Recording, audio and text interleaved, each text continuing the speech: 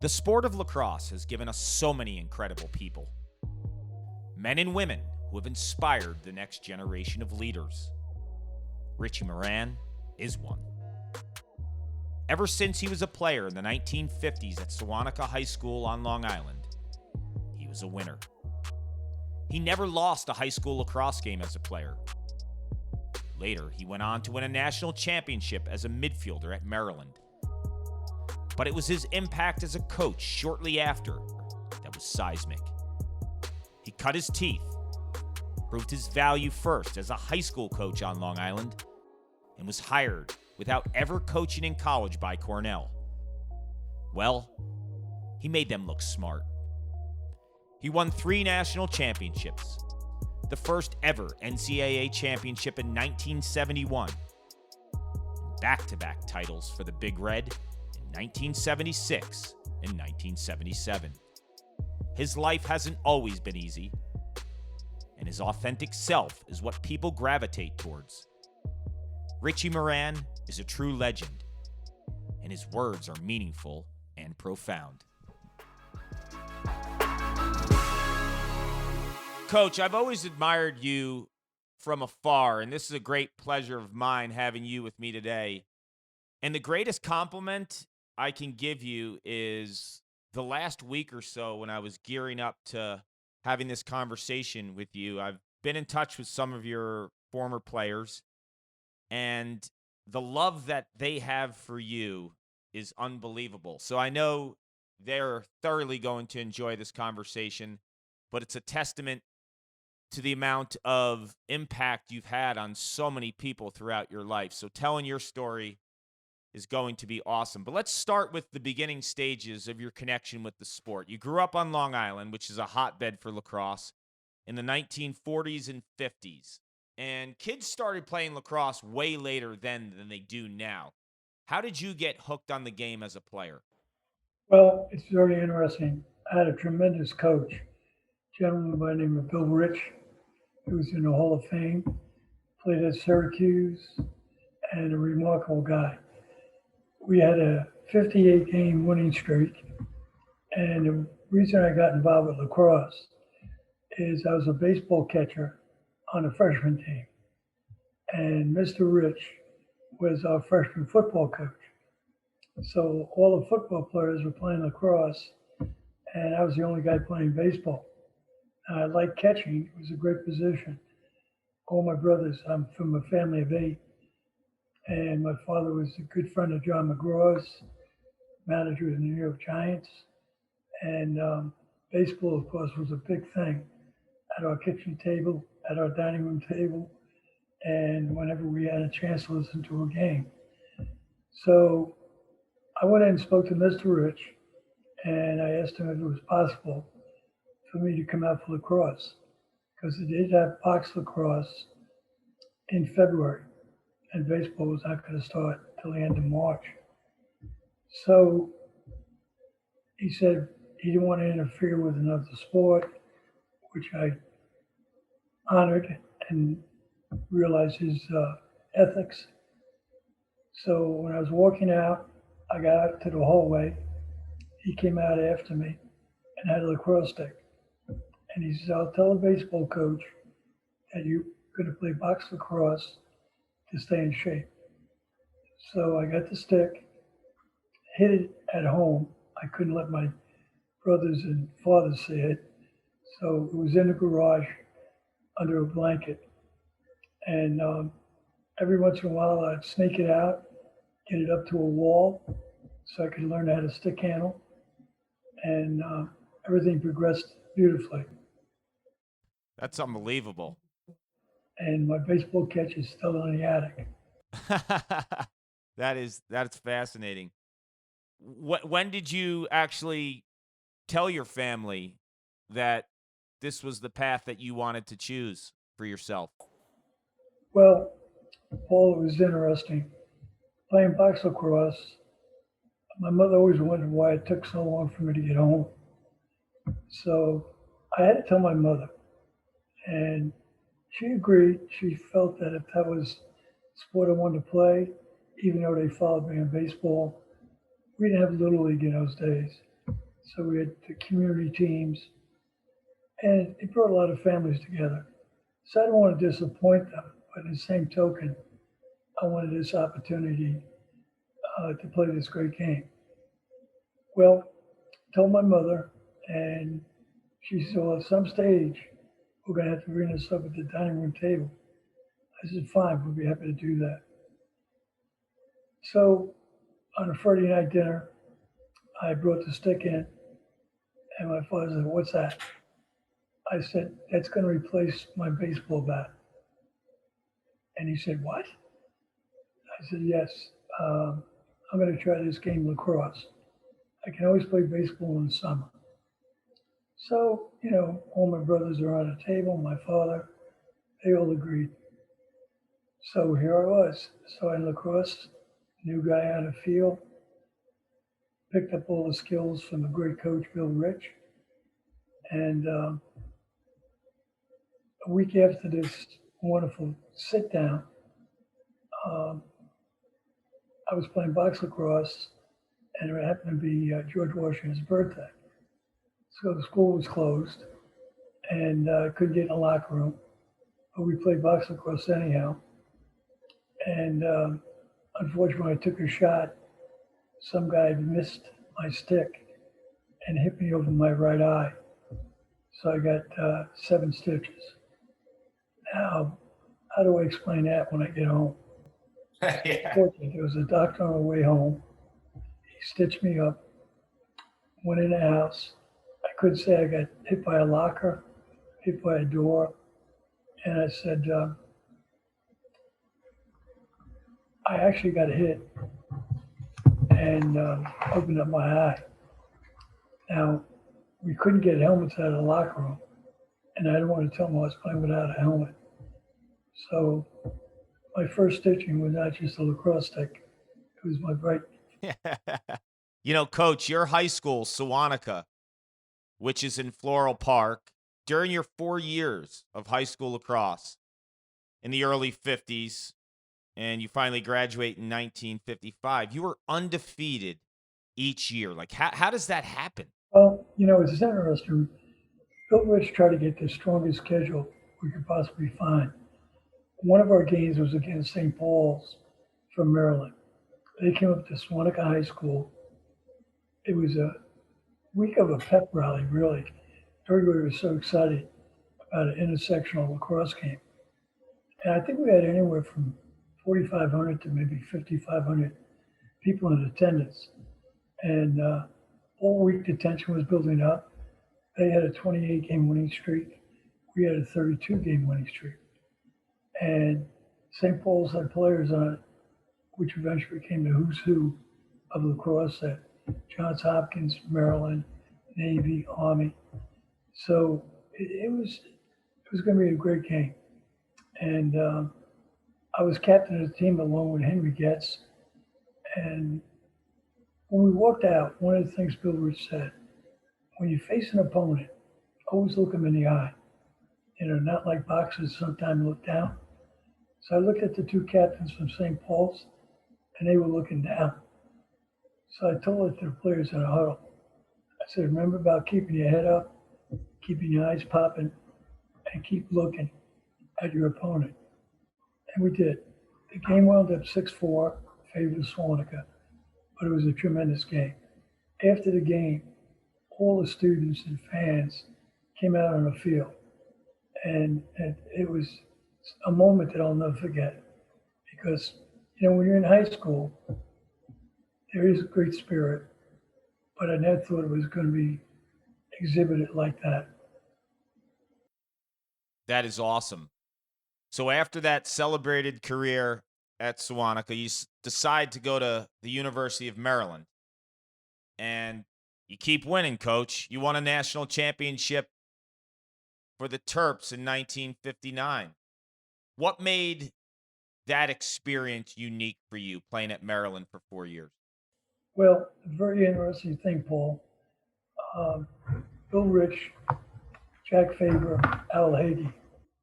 Jack Faber and Al Hagee were the coaches at Maryland. And they went to a meeting in New York, a lacrosse convention. Bill Rich spoke to him about some of his players, and he became interested in me and gave me a call, and I came down and visited, loved it, and it was a great opportunity. I was the only Northern player on the team, and I don't know if it was by accident, but my locker was right adjacent to the urinal. I'm not sure if they liked me or not. And Northern lacrosse was a little different than Southern lacrosse. I Yes. don't want to go Mason-Dixon line, but the interesting thing about contact, the young men from down south did not like physical contact. Yeah. I was brought up with physical contact on Long Island, uh, blocking, making sure you went hard to the ground ball. Well, after some practices, they sort of adjusted to my being a teammate of theirs. And about 4 weeks later, my locker was moved. There you go. You finally became one of them. How would you describe your style as a player, coach? I would say aggressive. Uh, we didn't have short stick midfielders at that time. I faced off, played midfield, um, had a lot of assisted goals. I'm not sure what the statistics were. I'm not a big statistics guy, but I did get a lot of ground balls. And that's a statistic I think we ought to play up more. Yeah. Turning point of the game. So I was a ground ball guy. I used to play the best midfielder on the other team defensively. And it was a great thrill. And Jack Faber and Al Heggie were remarkable men. I was blessed.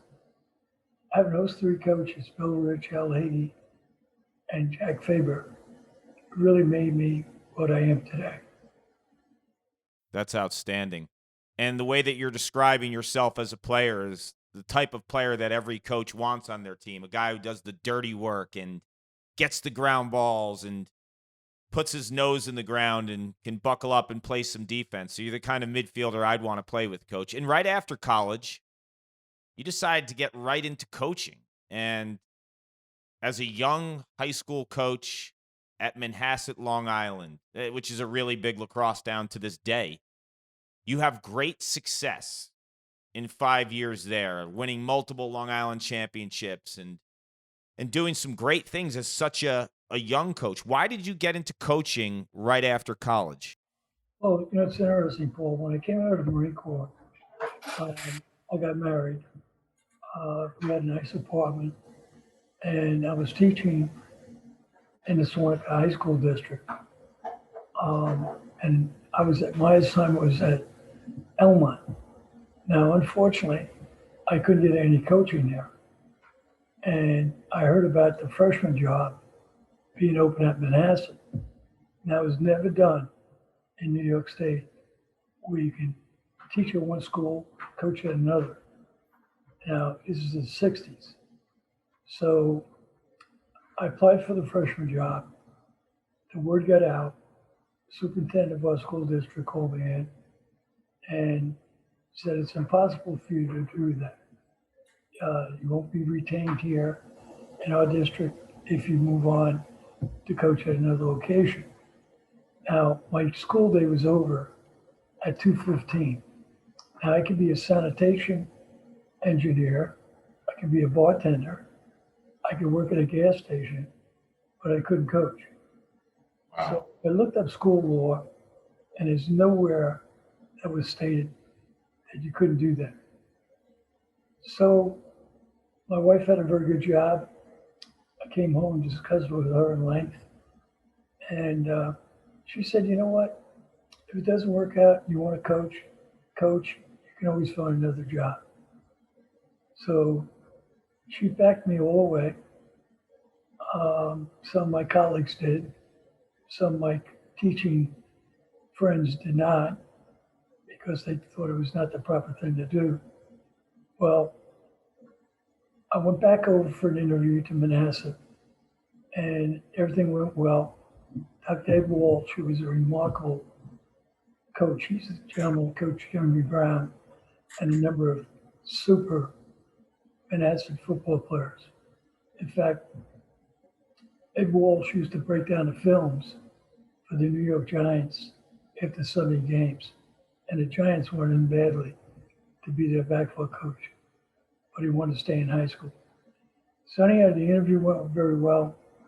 The superintendent had called him and was upset that he was interviewing me. He said, it's going to be a tough deal. I said, I don't think so. Next time I visit with the superintendent, I'm going to tell him that my attorney will be in to see him. I didn't have any attorney. Couldn't have. 2 weeks later, a week later, I get called up by Dr. Collins, superintendent at Manhasset, and he said, Rich, we'd like you to come over. We have a job for you. So I went over the next afternoon actually, and there was 2 other coaches with me. And I didn't realize that I had 3 jobs on freshman, JV, and varsity. Well, we walked down the hall with Dr. Walsh, and he said, Mr. So-and-so, you're the freshman coach. Mr. So-and-so, you're the JV coach. And they went into 2 rooms where the players were. And my knees started to knock.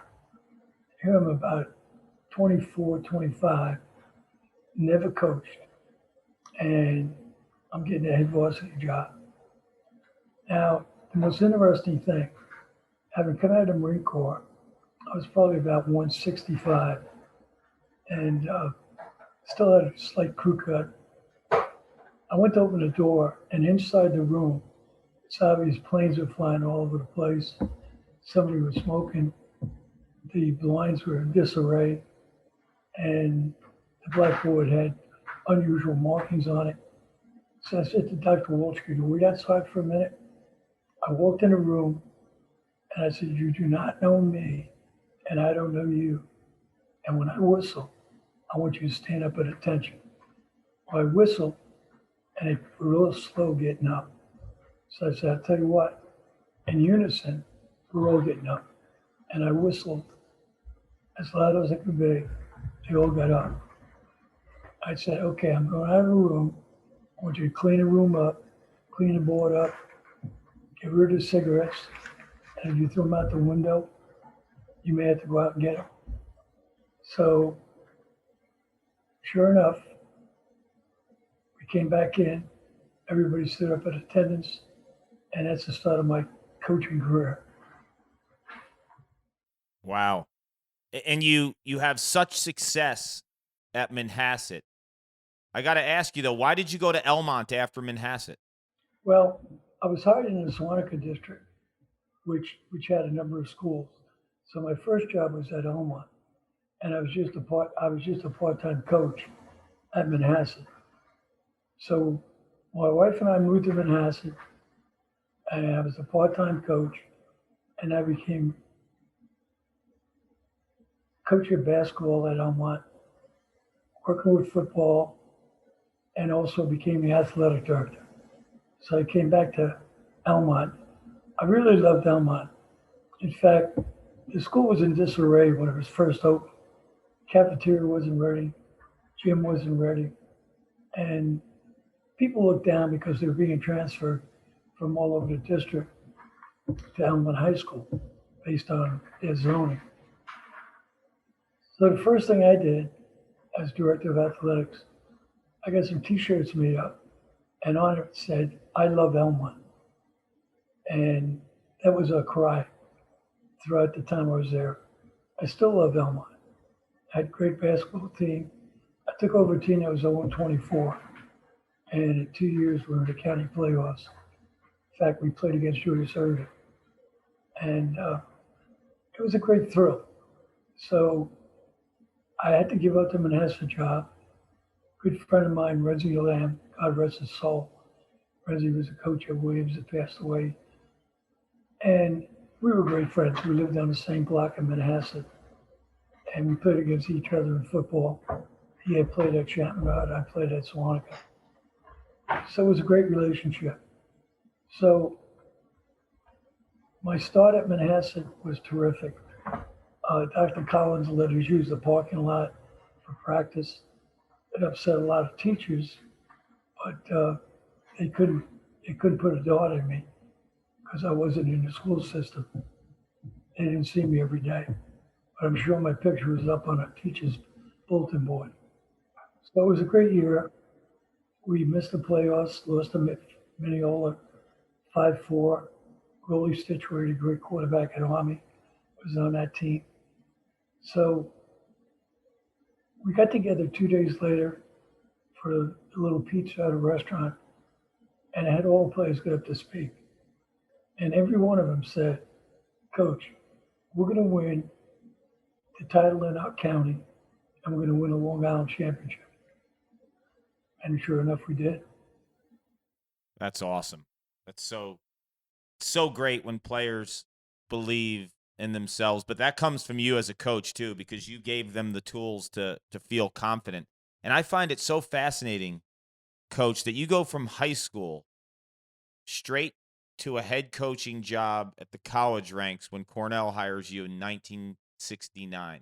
And you're around like 30 years old at the time, a little over 30. Like, how does it happen? Because in today's day and age, like no one gets hired from a high school coaching position to a Division I lacrosse program. Like, walk us through how that happened for you.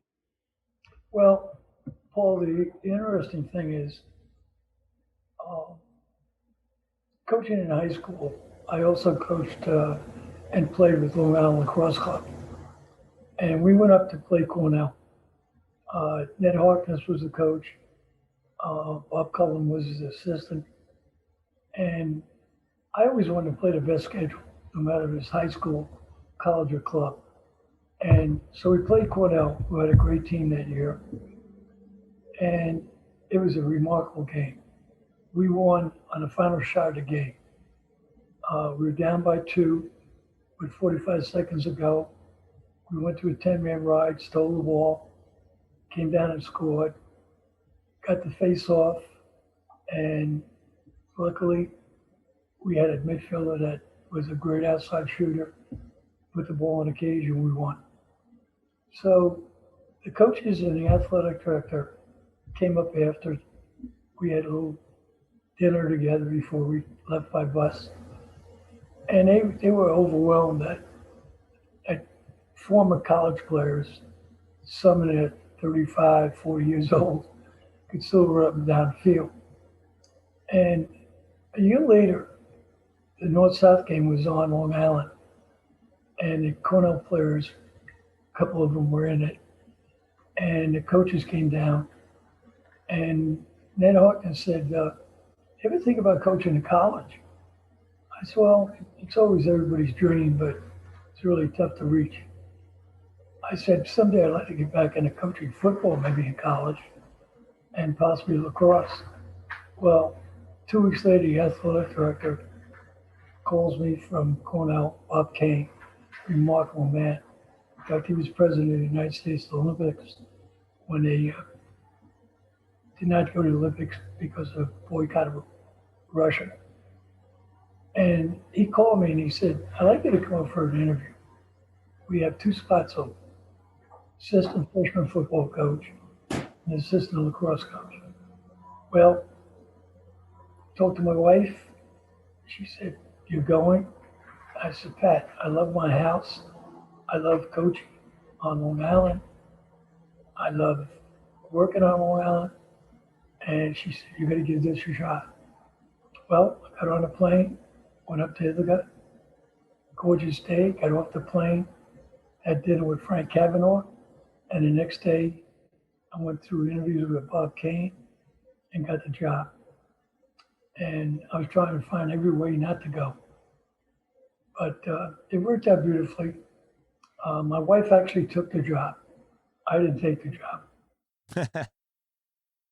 She sounds like a really smart person who's always giving you amazing advice. She is. We've been married 60 years, February 11th. She was a cheerleader at Maryland, baseball catcher and softball. And when I watched her in intramural softball, I fell in love with her. And my roommate said, You don't even know what she looks like. She had a catcher's mask on. Oh, that's funny. That's funny. So just a couple years into your stint at Cornell, it's 1971. It's the first year of the NCAA tournament. This is the 50th year anniversary, actually. And here you are playing for it all. And eventually you win that national championship. It's against Maryland, the team that you played for. Emotionally, Coach, what was that like? Well, we dedicated the 1971 season to our 1970 team. Our 1970 team was undefeated, led the country in defense and offense, but a committee voted on the champion, and we did not get selected. I think we were ranked fourth. So we dedicated the 71 season, and our players went all out to do their very best. Our game against Army wound up 17-16 at West Point on a 95-degree day where the officers in the stands were telling the Cornell fans, those college guys, Ivy League guys, are going to wear out. Little did they know that a Marine trained them better than Marines get trained at Parris Island. So that brought us on to the championship on Long Island. It was definitely a wonderful thrill to be in the first one. Frenchy Julian, Jim Garvey, Bob Cooper were the officials. And coming into the game, we knew that they scattered on because Army was number one in the country. And probably didn't do a lot of scouting that day of us. But we had a player by the name of Bob Shore who picked up a ground ball in between three Army guys, threw it upfield. Al Rimmer put it in the top corner, and that was our 17th goal. So here we are on Long Island with probably 17 players from Long Island, some from New Jersey, Baltimore, Yorktown. We would love to have a Yorktown player, but we didn't. And the beauty is, as we warmed up, you could see the reaction of our players. They knew it was a business trip. We came coat and tie to the stadium, walked in the locker room, and made sure that we did all the things that we had to prepare. Now, as a team got on the field to start the game, I walked through the gate with my assistant coach, Mike Walvogel, who's a remarkable guy, great athlete, Hall of Famer, coach at Yale, coach of women's program at Fairfield. Yep. Mike and I are the only two coaches. Maryland's got a staff of about 7. Patent leather shoes, striped shorts, striped trousers, beautiful shirt, and Mike and I had black trousers, a Cornell top on. And some guy yells at us, "Hey, you don't look as good as the coaches from Maryland." They won a fancy show. We're going to win the game. Yep. And it was a great game. Bobby Buman, God rest his soul, has passed away, but he was sensational in the goal for us. Our defense held Maryland under wraps throughout the whole game, and our midfielders ran all over Maryland. That's great stuff. So that 71 team wins your first national title. But I got to ask you about the 76 and the 77 teams, your other championship teams. Both of them were undefeated, Coach, which is crazy. And in 1976, Mike French, he's the tournament most outstanding player. In 1977, it's Eamon McEnany. You're led by Hall of Famers, and many say it's the best attack duo ever. What made those two teams unique in your mind? Well, I think, Paul, you know this from playing at Syracuse. Recruiting process is so important, and our former players that were students at the time did a remarkable job recruiting for me. I had myself, and Mike was a part-time coach, because he was teaching at a high school. And if you had players on campus, the players would get them to play basketball, get them to fraternity houses. I would take them to meals, activities on campus. But I would have to say, for example, Bobby Hendrickson, who's now a veterinarian, was a great player, All-American player, played football and lacrosse. I always wanted dual athletes. I never recruited a young man that didn't play more than one sport because I think you get the mechanics and the mental preparation athletically by playing more than one sport. Don't specialize. So they were a big help in having those attracting those young men. Our closeness to Canada was fantastic with the Canadian players that we recruited. And Eamon, for example, had a number of scholarships, not just for lacrosse, but football. And there's no doubt he could have started in basketball on a lot of teams. He was a dynamic athlete, very fast, very agile, very tough. So they helped us start that 42 game winning streak. I can go down the names of every player on that team and what they contributed. It was just unbelievable. Chris Kane, Mike French, Steve Davis, Billy Marino, Tommy Marino. You know, it's a shame that I can't name them all because it wouldn't be fair to keep you on the wire here. But 71, it was on television and it was sponsored by WBAL in Baltimore. Bucky Gunts, who was a midfielder for us, he actually came to Cornell as a goalie. And we had Bob Buman and Bob Rule and Bucky Gunts. When we made an infielder out of Bucky, and believe it or not, he scored 2 goals in that 1971 game. So Mr. Gunts helped us get it to New Jersey, Connecticut, and Maryland. And of course, it was on the radio on Long Island. So, it was a wonderful thrill. I had emotions about the Maryland connection because I had great love for Maryland. And so I guess in a nutshell, I've been very lucky.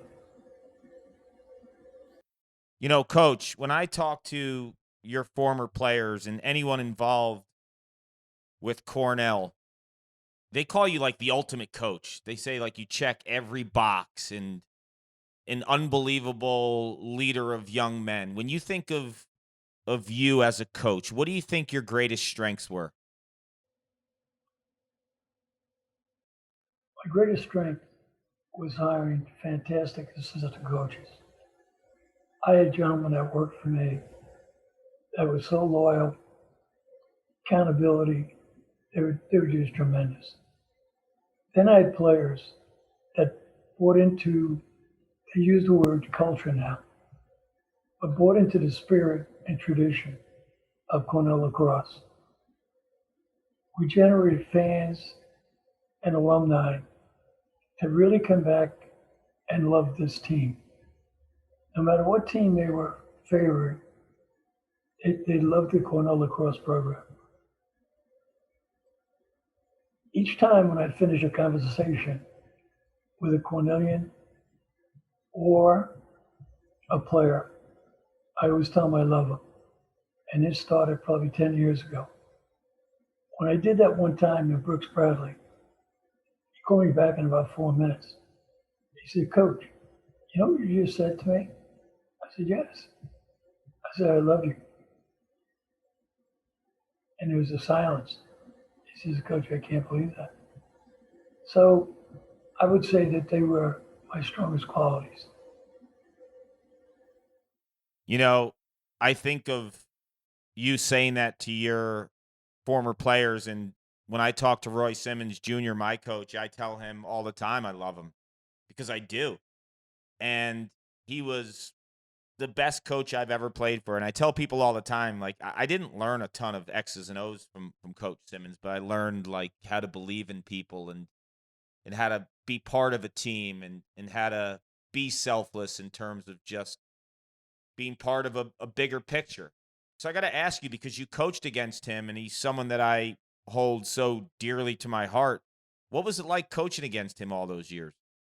Well, Paul, I've got great admiration for the Simmons. Um, his dad was a remarkable man, and it carried over to Roy, and carried over to his son. The games are always competitive, extremely.